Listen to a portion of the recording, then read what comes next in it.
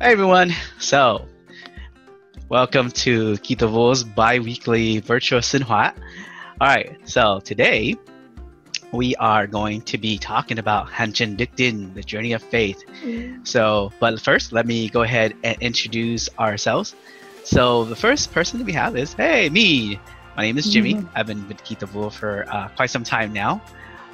Joined by me right now is Jilin. She's newer to Kitô Vua. So please give her a warm welcome to our Đoàn. Hello, everybody. Hey, Jilin, hi. And last but not least, we have Lewis. He's hiding somewhere here, but he's going to cover one of the most important part of our day so far. He's going to go ahead and go over the weekly gospel with us first. So why don't we go ahead and start out with Lewis, our fearless leader, and we're going to go ahead and learn more about the weekly gospel this week. Okay, so here you go. Lewis, please take over. Thanks, I'm Jimmy Jilin, and welcome everybody to another virtual Sinh Hoạt lesson. I hope you guys have been enjoying our lessons every week, been learning something new, and still getting our dosage of tuning that we all love and miss. Anyways, I want to talk about today's weekly gospel. Basically, a lot happened, but all you need to know is that there was a king who wanted to throw a party for his son. And when he invited people to come, people didn't come. And that's a reflection upon our life. Our God, right? Because God is the King, and He had a Son named Jesus Christ. And He calls us daily to live life as good Christians, as good Catholics. But do we always respond to that call? So that's my question for you guys this week, as you reflect upon the weekly gospel. How is God calling you in your life? And what are you doing about it? Are you being responsive to His call? Or are you like the other people in the city, in the gospel, that hear the call but don't go to the party? Do you hear God's call for you to heaven, but do you do anything about it? What ways is He calling you? And if you're not doing anything about it, now's a great time than ever to start. So that's a really quick lesson about the weekly gospel. Hope you guys can reflect upon that and see where you currently stand in your faith and your relationship with Christ. And ask yourselves, are you truly ready for the kingdom of heaven? And are you doing everything in your power to do so, to get there? That's all I got. Back to you, Jimmy and Jilin. Okay, thank you, Lewis. Welcome back. I'm glad you came back to us here. Hi, Jilin. How are you doing? I'm doing good, and Jimmy, but it's been really, really hot over here. What are we going to learn today? All right. So what we're doing is we're going to talk about what we do at camp, the things we do at camp during the nighttime. Ooh, is it tell ghost stories? What? Wait, what about roast marshmallows? That sounds fun too, but no, not doing that. It has something to do with groups. Oh, is it journey something? Yeah, actually, yes, it is. It is called the Journey of Faith, or Hành Đức Tin. Oh, that's right. That's one of my favorite things to do at camp. Yes. Yeah, it's a really fun group activity. It's very engaging. It allows us to combine our tuning knowledge to the Bible. But, a lot of times people still get really confused by what it is. So can you help me with something? Yeah, I can. What can I do? Okay, yes. What I'd like you to do is go ahead and tell us what it's not first, so we can actually know what to avoid. Oh, I know this very well. Okay, let me start. So, Hành Đức Tin is not carnival games.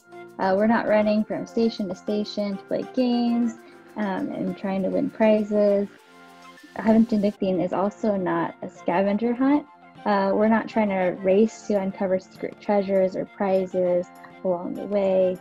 And then Hành Đức Tin is also not trolling people or playing tricks on other people for our own benefit. So, and Jimmy, that is what Hành Đức Tin is not. Yeah, okay, cool. Thank you, Jilin. You know what? Those things sound kind of fun to do, but yes, it is not right. It's not what Hành Đức Tin is. Thank you so much for covering that. And so now that we know what Hành Đức Tin is not, we can avoid those mistakes as Huân Trường. And we can also avoid those mistakes when we are participating in Hành Đức Tin. Uh-oh. Hey, what if people already forgot what it is? What? How? Already? Okay, well, let's do a quick review then. So we'll have some true and false questions for you guys. The first one is true or false? Hành Đức Tin is when we play a bunch of carnival games. Okay, the answer is false. That's not it. Okay, the second review question is, Hanjendikdin is a huge scavenger game where we look for Bible items. False again. Good job, everybody. Okay, number 3. Hanjendikdin is the perfect opportunity for us to troll each other for fun at night. False again. Good job, everybody. I bet y'all got 3 out of 3. All right, thank you, Lynn. Yeah, thank you so much for covering that. Yeah, you know what? That's what Hanjendikdin is not. Okay, so now that we know that what Hanjendikdin is not, and Jimmy, take it away. Tell us what Hanjendikdin is. Of course. All right, thank you, Julian. So yeah, now that we know what's not, let's see what it actually is. So, what is Hanjendikdin? First of all, it's translated into journey of faith. So what is it? The journey of faith allows us to experience, to feel what it's like to live during the time of that Bible passage. So for example, if you go to Domdodoi camp, camp where you train to get your stripes on your kan, really cool. We learn about the book of Joshua. And for the the older hipsi that are going to Kamot camp, we train to become a hunchung. You learn about Exodus, what it feels like to to journey and live during the time of Moses taking the Israelites out of Egypt. Right.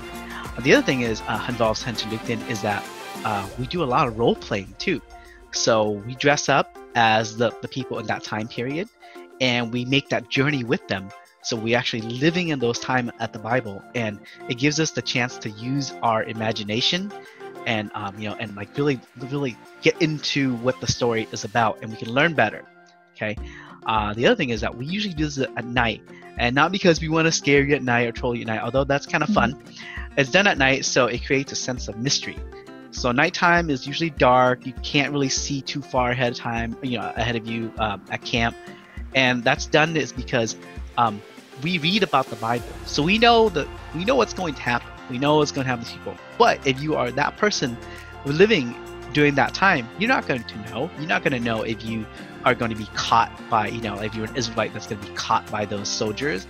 You don't know if you're going to be able to, to get into Jericho, during the time of Joshua.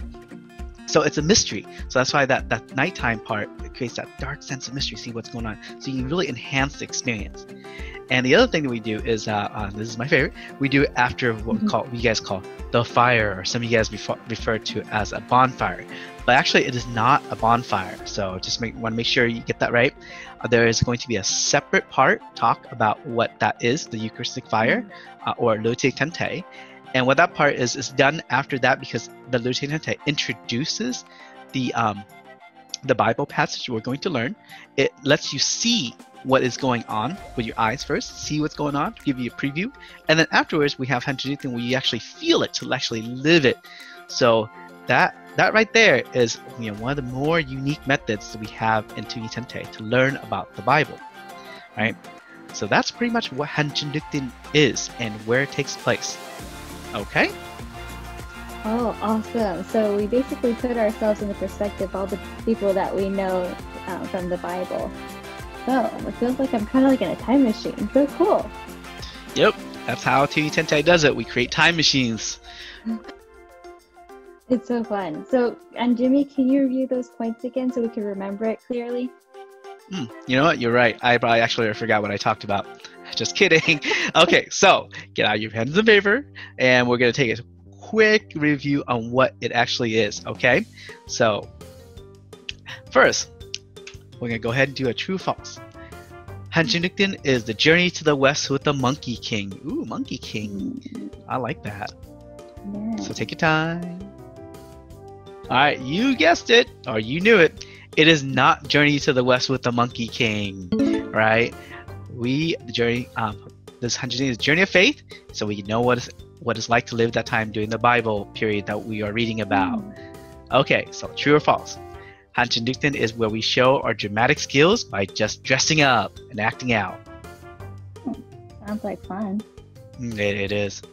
But that's not exactly what it is. We do dress up, but we do it to actually enhance the experience to know what it feels like to live during that time. Once again, you see the pattern. So it is false. It's not just to show out dramatic skills by dressing up. Okay, so a little tricky. So hanchindukden is usually done at night. True or false? All right, you got it. I'm sure you guys are really smart. Hanchindukden usually is done at night to create that sense of mystery during the nighttime when it's dark, can't really see what's going on. So it is usually done at night to create for that purpose. Okay, and here's a fun one. True or false? We usually have a bonfire before hanchindukden. That one's kind of hard. Yeah, there's a fire. Okay, you knew it. Yes, it is. It is false. We usually do not have a bonfire before hanchindukden because it's called the Eucharistic fire. See what I did? It's tricky. Yeah, it's a little bit technical, but you have to make sure that it's right before we can call it hanchindukden. It's the Eucharistic fire to give you a preview of what you're going to experience later on hanchindukden, and then you're going to experience that Bible passage during the hanchindukden, the journey of faith. Okay, so that's that's the main purpose of hanchindukden. I'm sure everyone here got 4 out of 4. Did you get 4 out of 4, Jilin? I maybe got 3 out of 4, but I did my best. I think I did. I think I did too because I knew the answer. Okay. So that was really informative on Jimmy. Thank you so much for that. But you know what also I think about when we talk about hanchindukden? I really think about those types of people that we have at hanchindukden. Do you know those funny groups that I'm talking about? Yes, I do. One of my favorite things to do is to watch these groups come by. So Kakayam, we're going to do a bonus session, the type of people you see at hanchindukden. So if you haven't done so already, take out a piece of paper, a pen or a pencil, something to write with, and you can follow along with us. Jilin and I have discovered or talked about a few of them, but if you want, we can compare answers and see what we have. Okay, so these are the types of people we see at hanchindukden. Okay, so first off, we have the tryhards. You know those that that person's like, oh, gotta win. Try really hard to get everything right. Push the team really hard. Like gotta go. No, we're behind. Right? I love those. They're very aggressive, very fun to watch. And then we have the opposite, the no tries. The ones like, I'm just here to chill. I was gonna follow along, just have fun. Yeah.